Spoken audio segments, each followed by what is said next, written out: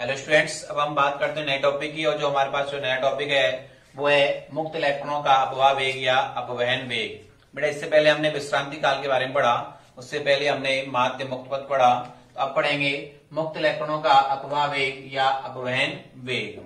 बेटा एक बात ध्यान रखना, मैंने आपको बताया था कि विद्युत क्षेत्र की अनुपस्थिति में जो मुक्त इलेक्ट्रॉन होते हैं उनका प्रवाह नहीं हो पाता है। चार्ज कह सकते हैं कि उसके अंदर कोई धारा प्रवाहित नहीं होती है। जब किसी चालक के सिरों पर विभवांतर आरोपित किया जाता है, कोई भी चालक होता है, जब उसके सिरों पर विभवांतर आरोपित किया जाता है तो विभवांतर के कारण उस चालक पर एक विद्युत क्षेत्र उत्पन्न हो जाता है, जिसकी दिशा जो मुक्त इलेक्ट्रॉन की गति की दिशा होती है उसके विपरीत होती है। कैसी होती है? विपरीत होती है। लेकिन जो मुक्त इलेक्ट्रॉन होते हैं कुछ दूरी तक या सूक्ष्म दूरी तक एक नियमित गति करते हैं, उस नियमित गति को ही हम लोग क्या कहते हैं? अपवाह वेग या अपवहन वेग कहते हैं। क्या कहते हैं बेटा? अपवाह वेग या अपवहन वेग कहते हैं। क्योंकि मैंने आपको बताया है कि विद्युत क्षेत्र की उपस्थिति में मुक्त इलेक्ट्रॉनों का किसी भी दिशा में परिणामी प्रवाह नहीं होता है या किसी भी दिशा में वो एक गति नहीं कर सकते हैं। तो ध्यान देना बेटा यार, मुक्त इलेक्ट्रॉनों का अपवाह वेग या अपवहन वेग। तो सीधी सीधी परिभाषा बनेगी कि विद्युत क्षेत्र की उपस्थिति में मुक्त इलेक्ट्रॉन जिस नियमित वेग से गति करता है उससे हम क्या कहते हैं? अपवहन वेग कहते हैं। दोबारा सुनिए, विद्युत क्षेत्र की उपस्थिति में मुक्त इलेक्ट्रॉन जिस नियमित वेग से गति करता है उसे क्या कहते हैं हम लोग? अपवहन वेग कहते हैं। क्या कहते हैं? अपवहन वेग कहते हैं। बेटा दूसरी बात है कि इस अपवहन वेग के कारण ही धातु चालकों में धारा का प्रवाह होता है। इस अपवहन वेग का मान 10⁻⁴ मीटर पर सेकेंड होता है। 10⁻⁴ मीटर पर सेकेंड होता है। क्लियर है बेटा? तो देखिए यहां पर हमने लिख रखा है कि चालक पर आरोपित विभवांतर के कारण मुक्त इलेक्ट्रॉन में उत्पन्न देखिए चालक पर आरोपित विभवांतर के कारण मुक्त इलेक्ट्रॉन में उत्पन्न होने वाले इस नियमित औसत वेग को ही हम लोग क्या कहते हैं? मुक्त इलेक्ट्रॉन का अपवाह वेग या अपवहन वेग कहते हैं। कौन सा नियमित वेग बेटा? जब चालक पर विभवांतर लगाया गया था, कोई चालक था बेटा, देखिए इधर डायग्राम से समझते हैं। देखिए ये कोई डायग्राम है बेटा हमारे पास, ये कोई चालक है जिसकी L लंबाई है। कितनी लंबाई है बेटा? L लंबाई है। ध्यान दीजिए इधर, इसकी L लंबाई है और इसके चालक के सिरों पर हमने क्या लगा दिया? एक B वोल्ट विभवांतर का एक सेल लगा दिया या एक B, देखिए ये प्लस और ये माइनस, यहाँ B वोल्ट विभवांतर लगाया गया है। तो इसमें धारा का फ्लो होगा बेटा इस डायरेक्शन से। ये A पॉइंट है और ये B पॉइंट है।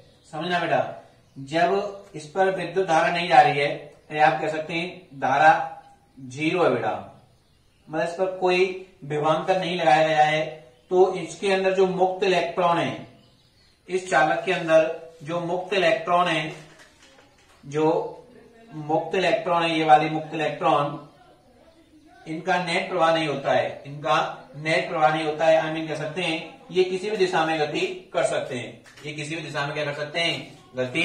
सकते हैं।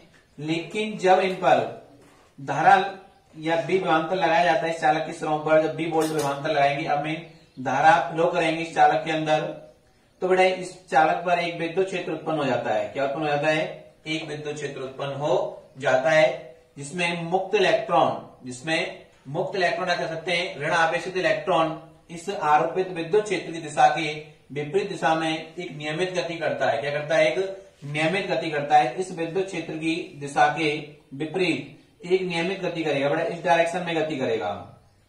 इस डायरेक्शन में क्या करेगा? ये गति करेगा। और इस नियमित वेग को हम लोग क्या कह रहे हैं? अपवहन वेग कह रहे हैं। क्योंकि और मैंने आपको यही बताया है कि इस वेग के कारण ही चालक में क्या बहती है? धारा बहती है। क्योंकि जब इलेक्ट्रॉन इधर गति करेगा तो धारा इधर फ्लो होगी, मतलब धनात्मक दिशा में फ्लो होगी। धनावेश इस डायरेक्शन में गति करता है और मुक्त इलेक्ट्रॉन उस डायरेक्शन में गति करते हैं। ठीक है बेटा, तो ये जो नियमित वेग है, विभवांतर लगाने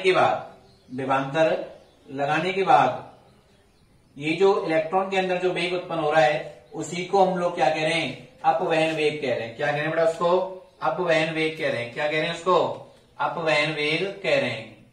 क्लियर है बेटा, क्योंकि विद्युत क्षेत्र आरोपित होने के बाद ही मुक्त इलेक्ट्रॉन जो होता है वो विद्युत क्षेत्र की दिशा की विपरीत दिशा में कुछ सूक्ष्म दूरी तक क्या करते हैं, एक नियमित गति करते हैं, जिससे हम लोग क्या कहते हैं, अपवहन वेग कहते हैं। देखो विद्युत क्षेत्र आरोपित हुआ ही नहीं हुआ इस पर, विद्युत क्षेत्र डायरेक्शन में तो, और जो मुक्त इलेक्ट्रॉन डायरेक्शन है वो विद्युत क्षेत्र की दिशा की बिल्कुल विपरीत है, आई मीन धनात्मक या धनावेश के विपरीत होती है।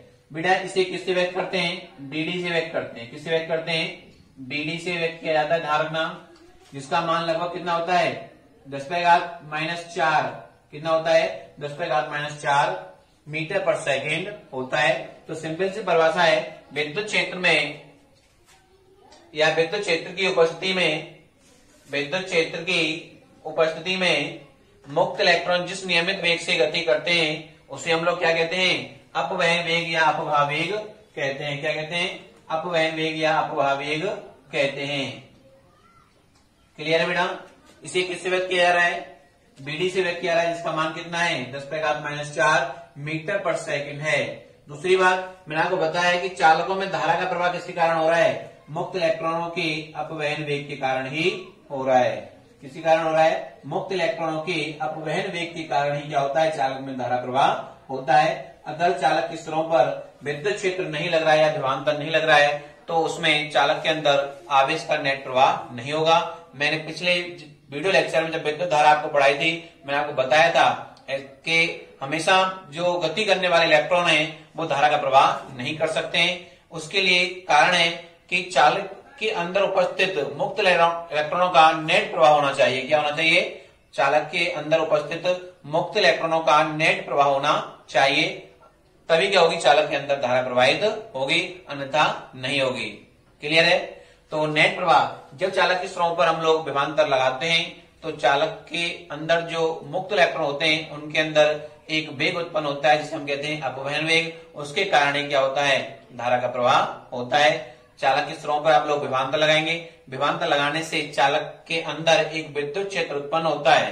क्या उत्पन्न होता है, एक विद्युत क्षेत्र उत्पन्न होता है जिसकी दिशा धारा की दिशा में होती है तथा मुक्त इलेक्ट्रॉनों की दिशा धारा के विपरीत दिशा में होती है, विद्युत क्षेत्र के विपरीत दिशा में होती है।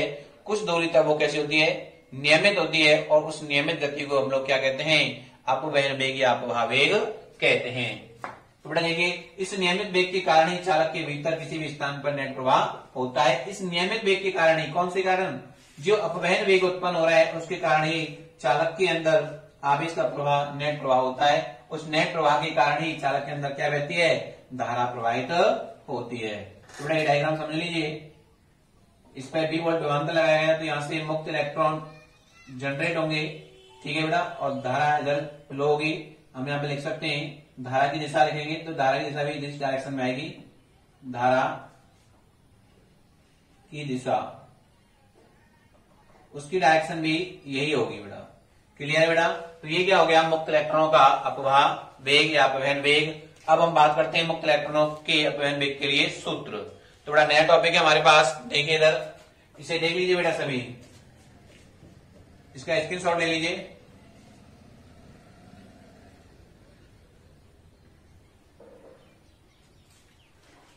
देखिए बेटा, अब बात करते हैं अपवहन वेग के लिए सूत्र। टॉपिक है बेटा मुक्त इलेक्ट्रॉन के अपवहन वेग के लिए सूत्र या अपवहन वेग का सूत्र लिखेंगे बेटा। टॉपिक है अपवहन वेग के लिए सूत्र व्युत्पत्ति।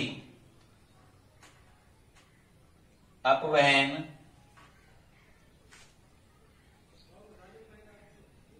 वेग के लिए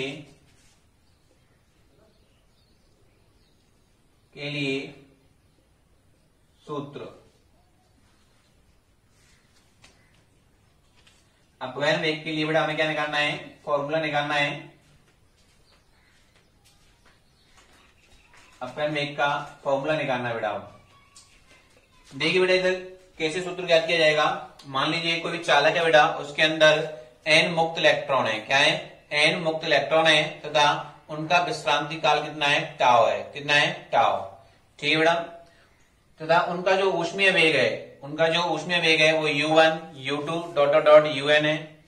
तो बेटा टक्कर से आप कह सकते हैं दूसरी टक्कर से पहले ठीक इलेक्ट्रॉन का वेग, समझना बेटा बात को, कि जैसे कि एक इलेक्ट्रॉन बड़े जगह है, अब यहाँ दो इलेक्ट्रॉन आपस में टकराए तो एक तो इधर चला जाएगा और एक इधर चला गया, तो हो सकता है यहाँ पे भी तो इलेक्ट्रॉन है बेटा, यहाँ से यहाँ पे भी क्या है? इलेक्ट्रॉन।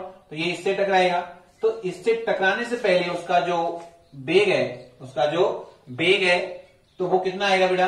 आप जानते हैं b बराबर होता है u प्लस एटी। क्या होता है? u plus eighty. ध्यान रखना दूसरी टक्कर से ठीक पहले वेग, बात समझना कि एक इलेक्ट्रॉन ये वाला है, एक इलेक्ट्रॉन बेटा ये आपके पास और एक इलेक्ट्रॉन ये है, तो ये आपस में टकराए तो एक इलेक्ट्रॉन तो इधर चला गया और एक इलेक्ट्रॉन इधर चला गया, तो ये दूसरा इलेक्ट्रॉन चालक के अंदर बहुत सारे इलेक्ट्रॉन है तो वो यहाँ पे बैठा है, तो ये इससे जाके टकराएगा। तो टकराने से पहले ठीक उसका वेग जो अंतिम वेग है b बराबर आप जानते हैं u प्लस एटी। तो बेटा देखिए b1 की वैल्यू निकालेंगे तो u1 प्लस a और काल t क्या होता है? समय। तो समय यहाँ पर t ना लेकर हम लगेंगे विश्रांति काल। क्या लेंगे? विश्रांति काल, जिसे किसे व्यक्त करते हैं? टाउ से व्यक्त करते हैं। तो टाउ प्रयोग किया जाएगा तो एक का ये बनेगा, दूसरे का इसी प्रकार 2 आ जाएगा, 3 आ जाएगा, डॉट डॉट ऐसे निकलता हुआ चला जाएगा। क्लियर है बेटा सभी का? तो देखिए लिखेंगे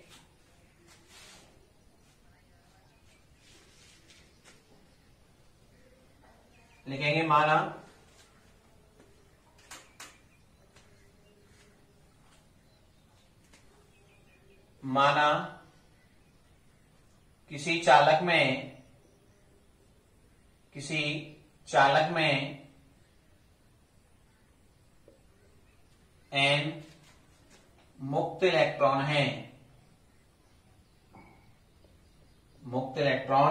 हैं तथा किसी क्षण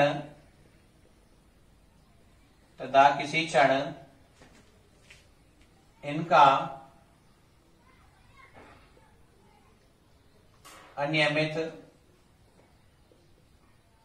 अनियमित या ऊष्मीय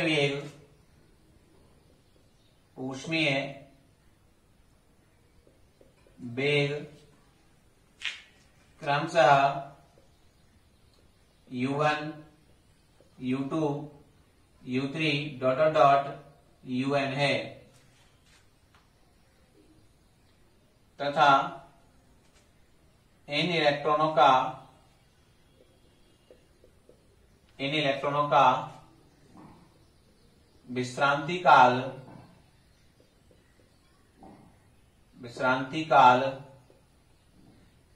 कितना है बेटा? टाउ है। कितना है बेटा? टाउ। मान विश्रांति काल लेंगे तो कितना जाएगा? टाउ बाहर आ जाएगा। तो टाउ है यह दूसरी टक्कर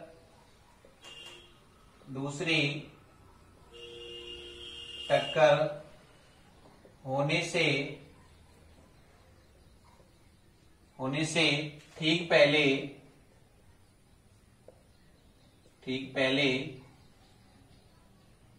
इन मुक्त इलेक्ट्रॉनों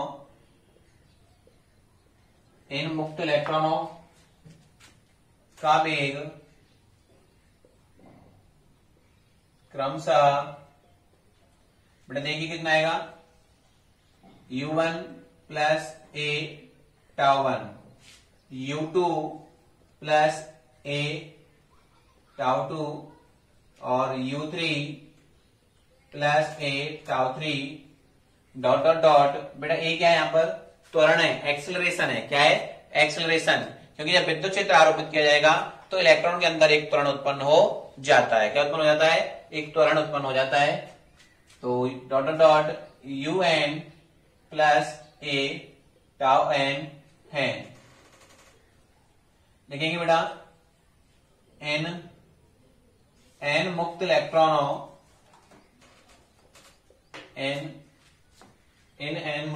इलेक्ट्रॉनों का n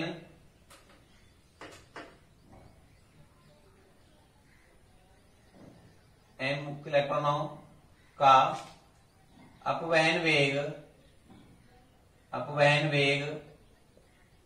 BD निम्न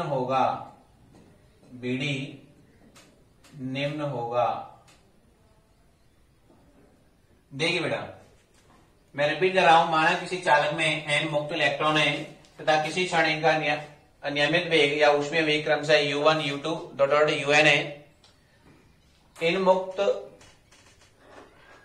इलेक्ट्रॉनों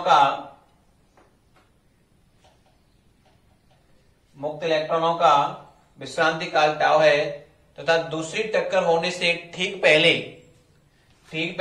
इन मुक्त इलेक्ट्रॉनों का वेग कितना था बेटा? U1 plus a tau 1, U2 plus a tau 2, U3 plus a tau 3 UN plus a tau n होगा। तो बेटा मैंने आपको बताया, तो औसत वेग निकालेंगे। इसका क्या निकालेंगे? औसत वेग। तो देखिए BD इक्वल टू, बेटा इधर देखिएगा, BD इक्वल टू हो जाएगा U1 plus U2 plus U3, या आप इसको ऐसे लिखेंगे U1 plus a tau 1 plus U2 plus a tau 2 plus U3 और a टाउ 3 प्लस कितना आ जाएगा बेटा? UN plus a tau n बट्टे n। तो देखिए बेटा U1 और U2 U3 वाले पदों को एक साइड में करेंगे और टाउ वाले पदों को एक साइड में करेंगे। तो BD इक्वल टू हो जाएगा U1 plus U2 plus U3 plus UN बट्टे n, प्लस इसको हम ऐसे लिख देंगे tau 1 plus tau 2 plus tau 3 plus tau n upon n। बेटा हमने यहां से क्या कॉमन निकाल लिया है? a निकाल लिया है, एक्सीलरेशन a निकाल लिया है। इसको आप वेक्टर फॉर्म में लिख सकते हैं क्योंकि वेग सदिश राशि होती है। कैसी राशि होती है बेटा? सदिश राशि होती है।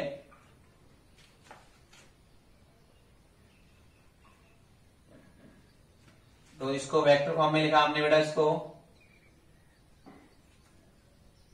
ठीक है ना। तो देखिए बेटा इधर, तो ये जो मैंने आपको बताया था अभी कि ये क्या होता है? ऊष्मीय वेग होता है। क्या होता है ये? ऊष्मीय वेग। ये मुक्त इलेक्ट्रॉनों का ऊष्मीय वेग है जिसका मान कितना होता है?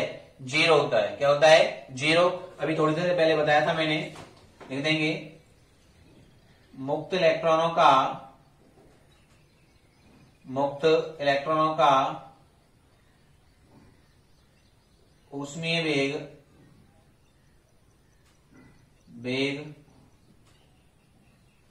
0 होता है। देखिए बेटा BD vector equal to 0 plus, इसको हम बेटा टोटल टाउ मान सकते हैं। Tau 1 plus tau 2 plus tau, क्या हो जाएगा? ये टाउ हो जाएगा, तो टाउ a। तो ये चीज निकल के आई हमारे पास। तो BD vector equal to tau a vector निकल के आया। थोड़ा आगे देखिए, यहां देखिए बेटा, तो टाउ BD इक्वल टू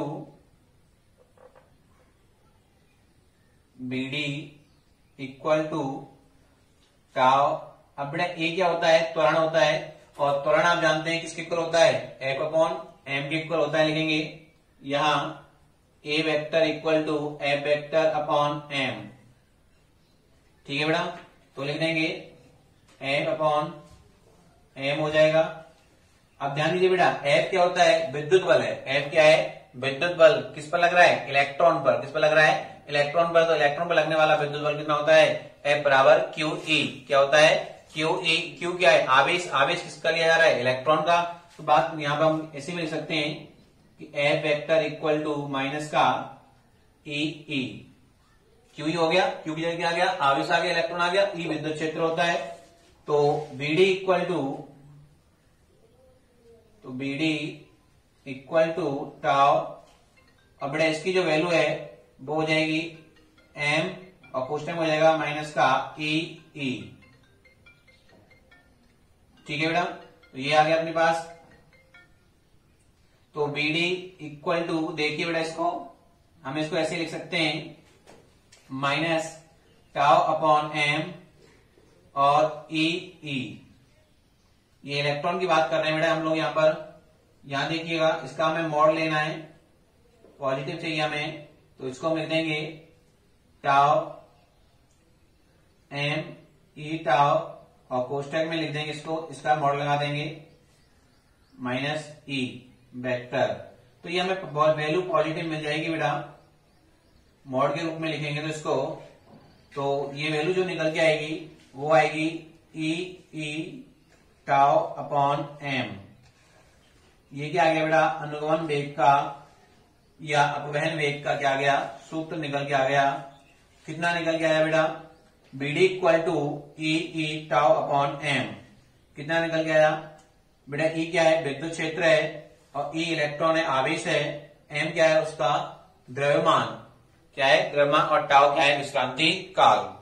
देखिए दोबारा रिपीट करा रहा हूं बेटा, हमें क्या निकालना है, इसका औसत अपवहन वेग निकालना है।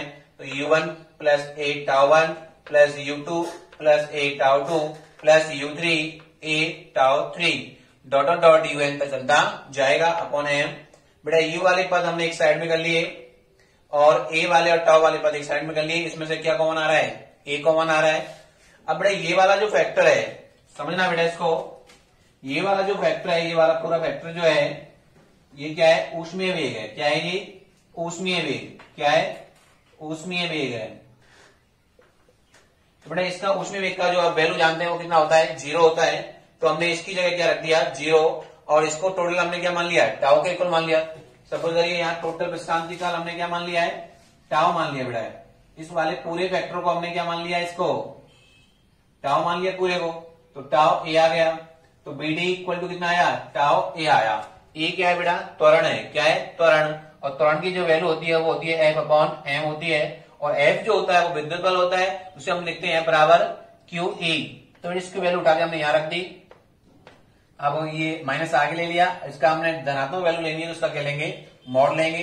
तो बेटा जो हमारे पास जो वैल्यू निकल के आई बी डी इक्वल टू, वो टोटल बेटा ये निकल के आई ई ई टाउ अपॉन एम। ये क्या होता है, अनुगमन वेग का सूत्र, सॉरी अपवहन वेग का सूत्र होता है बी डी बराबर ई टाउ अपॉन एम। क्लियर है बेटा, एन इलेक्ट्रॉन तो एन से मल्टीप्लाई कर सकते हैं हम लोग। तो ये वाली वैल्यू हमारे पास निकल के आ गई। Thank you for watching video. मैंने आपको बिल्कुल ही बेसिक तरीके से समझाया है। यदि आप हमारे चैनल पर नए आए तो इसे शेयर और सब्सक्राइब करें।